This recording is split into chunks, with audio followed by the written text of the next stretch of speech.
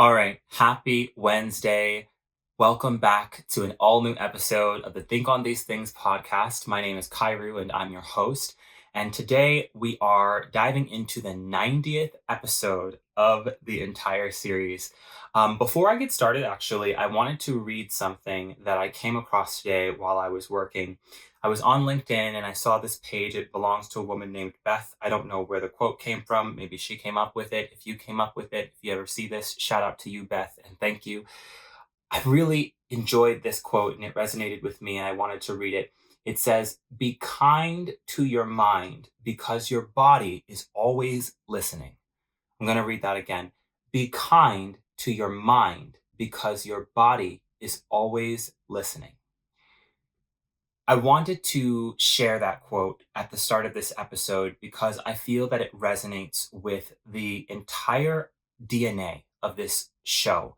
That the whole point of coming here to the Think on These Things series is that we are pursuing clarity and confidence. So the whole pursuit is to be kind to the mind.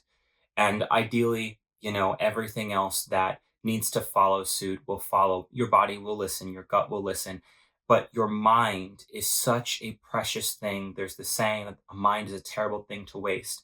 So instead of allowing it to deteriorate, we want to feed it with things that are good for it, with things that are advantageous for it, with things that are holding potential. And that is going to be the pursuit of clarity and confidence. And that's why we're here today. So, as I've said in the last couple of episodes, if you're here today, what is today? Wednesday, December 3rd, 2025, I guarantee you it's meant to be. You are supposed to see this at this time. Now, the main reason that I've been saying this is that the last couple of episodes have been the evening edition of the Think on These Things podcast. Natively, this show is run in the morning, 6 or 7 a.m. The reason I say 6 or 7 is because I haven't decided if it's going to go live at 6 or go live at 7. It's probably going to start going live at 7. It used to go live for the first 80 some odd episodes. It was going live at 6 o'clock in the morning on weekdays. And right now, I'm still figuring out the exact cadence, the exact flow, the exact timeline. But as I sit down to do these episodes, we're getting back into the flow. It's consistency that builds momentum. And even if you're not always on time or doing everything exactly the way that you want it, your best move is to keep moving forward. And so that's what we're doing with this show. Before I get too much further into things, I want to, because we don't even have that much time, I want to get into the affirmation of the day. So if you have the book of positive affirmations, you can go ahead and open this up with me. If you do not have the book of positive affirmations, you can get your copy from www.madeupmind.org. It's www.madeupmind.org. Today, we're looking at the third chapter of the book of positive affirmations, and we're looking at day 6. I'm going to read this affirmation 3 times. So it simply says, "The strength that I have is sufficient to educate, encourage, and empower others in their personal journeys of the love, knowledge, and growth of themselves. The strength that I have is sufficient to educate, encourage, and empower others in their personal journeys of the love, knowledge, and growth of themselves. The strength that I have is sufficient to educate, encourage, and empower others in their personal journeys of the love, knowledge, and growth of themselves." Now, I'm going to keep this open because it's an extra long affirmation. And unlike yesterday, I had not looked at this the night before and been meditating on it all day long from the time I laid my head down to sleep to the time I got on camera. But I like when affirmations are a little bit longer because they demand your attention. There are no fluff words in here. It's not, I am the greatest person who has ever lived and I will be the greatest person until the day I die. It's not a bunch of woo woo. I love saying woo woo, so I just keep saying it. But this is a very concrete, practical affirmation that calls our attention to the strength that we have. and not only just calls our attention to it, but defines it as being sufficient for a purpose. And the purpose is to educate, to encourage, and to empower other people in their personal journeys of the love, knowledge, and growth of themselves. The first thing that I think about when I read this affirmation is time. When I think about the strength that I currently have, because I thought that was really interesting, is the strength that I have, as in the strength I have today. I actually was thinking about the first episode of this series. I think it's called It's as Simple as Being Willing. And we're talking about courage, right? And because that's what courage is, it's a willingness. We're talking about the strength that we have today when we read this affirmation. I think about the strength that I had back when I said I am willing to love myself. That's the first affirmation of this book. That's the first affirmation of this series. And that's the first affirmation that you should be speaking over yourself if you ever begin a journey of affirmations, even outside of this series, if you haven't started one already.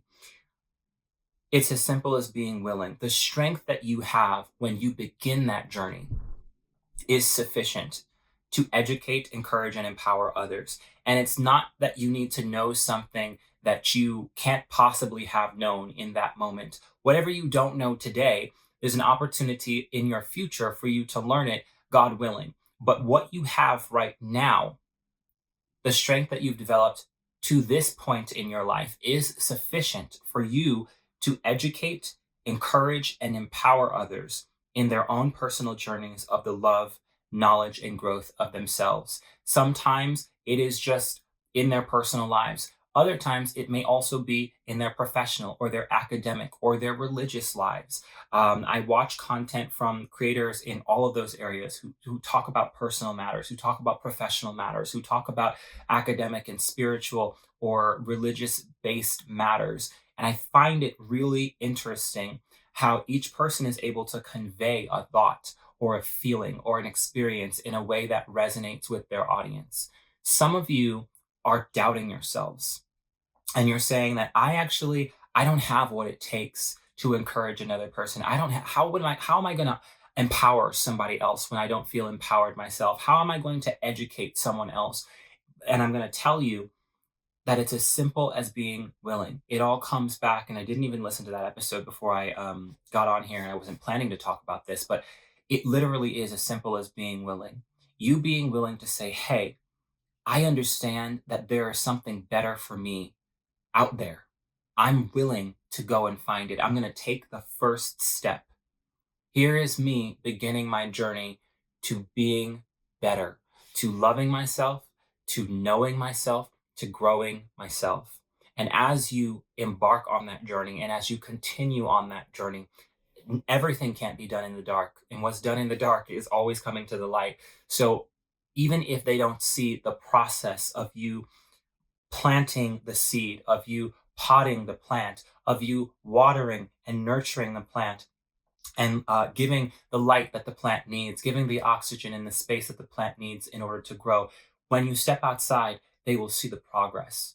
And as you continue, and if you don't continue, they'll also see the progress. And so even if you fail and falter, you will be a living example that other people can learn from. So why not give it your best shot? Why not go forward in the process of love, knowledge, and growth of yourself and actually be the living example that you aspire to?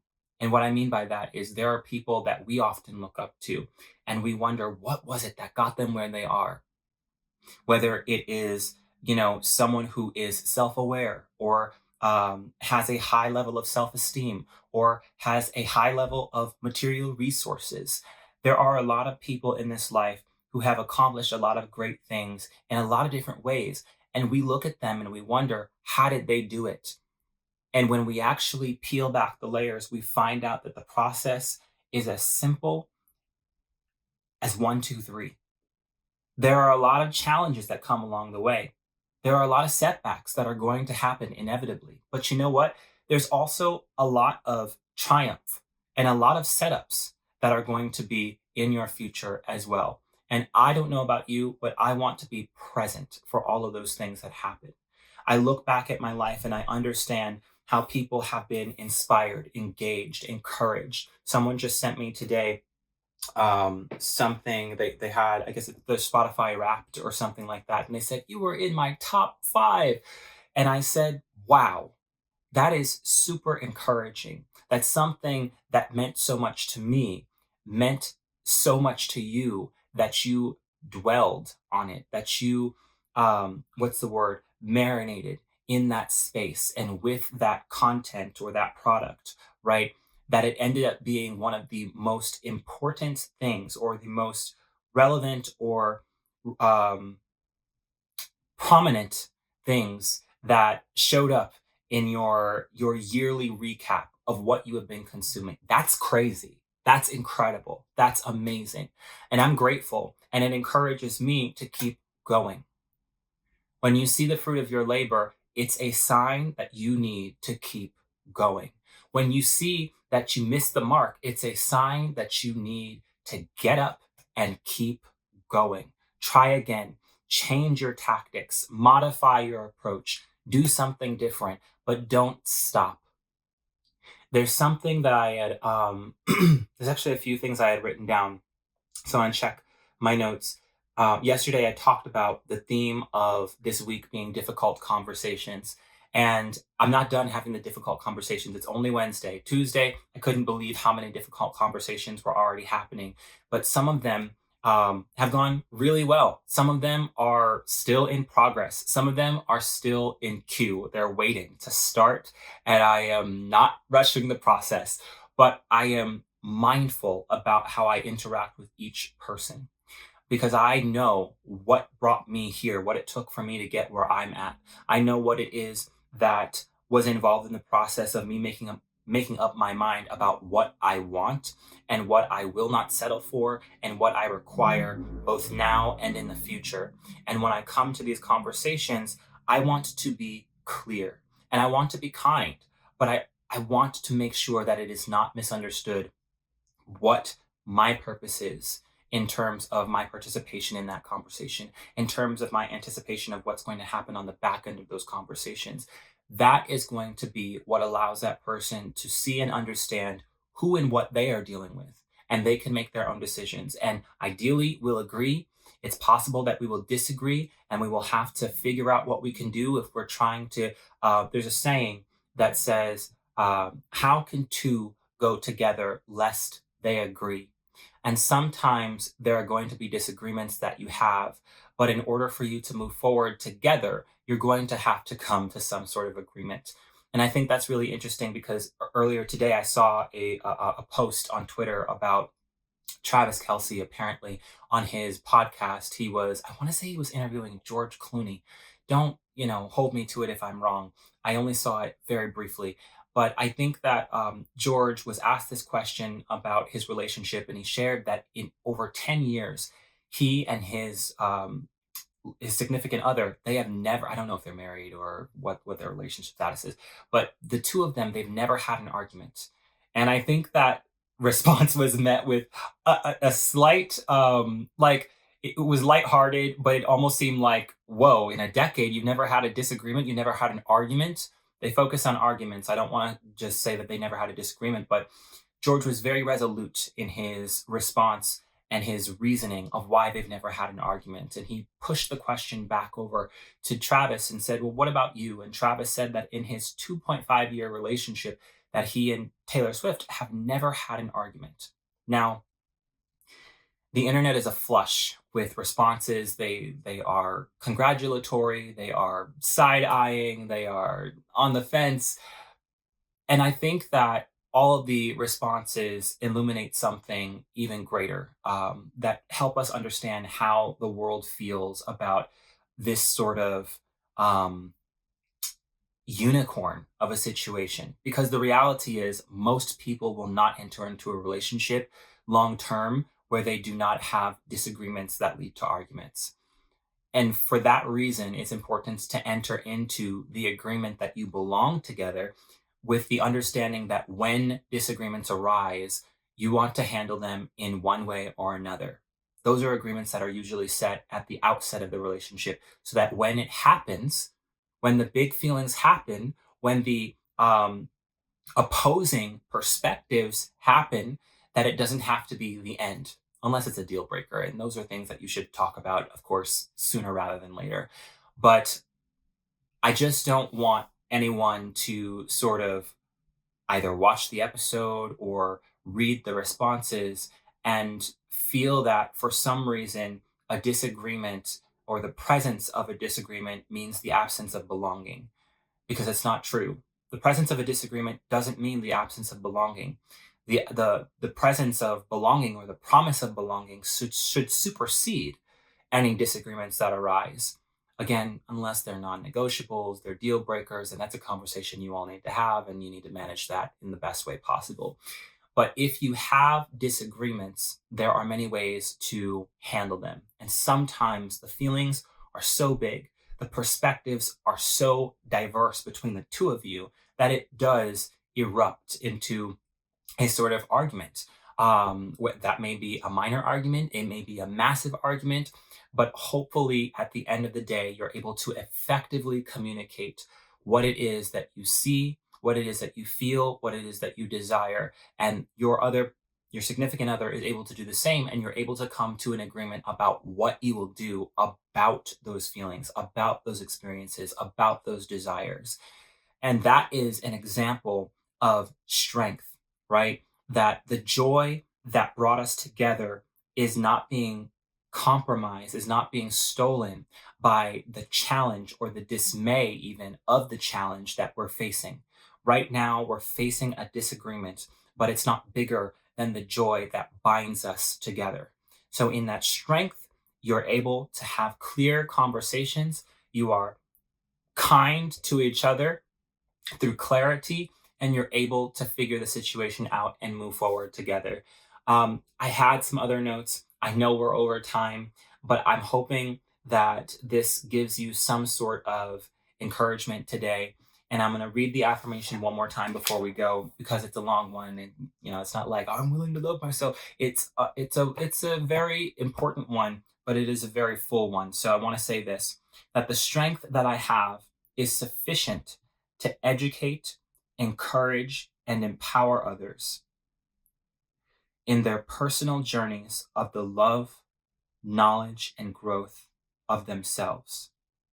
Whether it is the person you are in a relationship with, whether it is a friend, whether it is a colleague, whether it is a stranger on the street, I hope that your authenticity, the journey of self exploration that you are on, will be a light for someone else, that they will be encouraged, that they will be educated, that they will be empowered. And it's not for you to big up yourself so much as it is for us as a community of people to grow, to thrive, and to be better as a whole. And with that, I'm going to see you in the next episode. I love you all. Peace.